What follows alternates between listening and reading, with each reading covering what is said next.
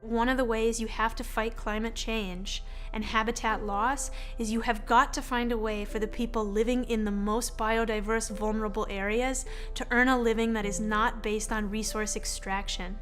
And I don't think beekeeping is the entire answer to that picture, but I think beekeeping is a really good answer to that picture in fragile mountain communities, because there's less possibility for agriculture up there. They're living there wild. I mean, we don't buy bees and bring them in, we pull them out of trees. The fantastic thing about beekeeping as a development tool is that honey is a fabulous product. Everywhere in the world, every society know honey, and it always has a good value. And even in poor countries, so in poor countries of Africa, there's an emerging middle class who want to buy honey, and they want to buy local honey.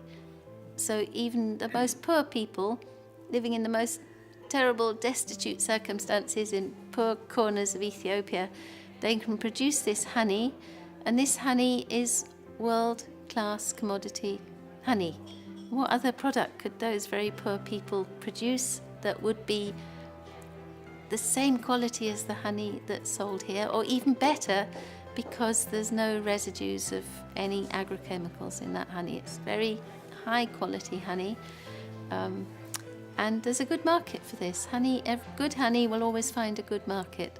So amazingly, even the most poor and the most remote people can produce a product that has a real market value. What we're doing, aside from just helping people earn an income, is we're creating communities of environmental stewards where there aren't any right now. We are turning former poachers into beekeepers. And we have people who in our village used to be actively involved in illegal logging, who now earn their living from nectar-flowing plants and trees, and now report illegal loggers to the government. And so what we're doing is small right now, but I think through a good supply chain we can really scale our efforts.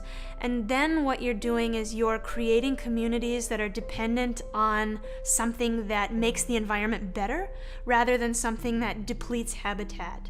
So really that is one of our huge goals.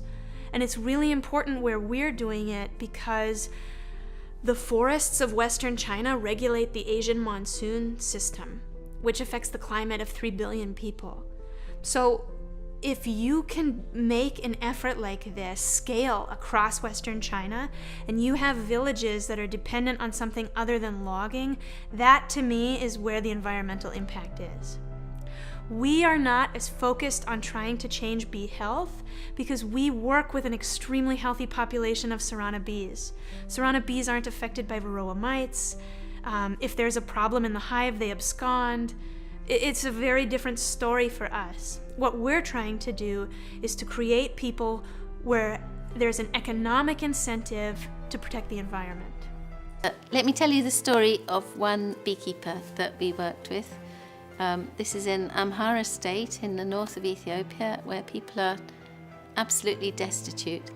And the government, we work closely with the government, and they brought to us one young man, and his name was Shide.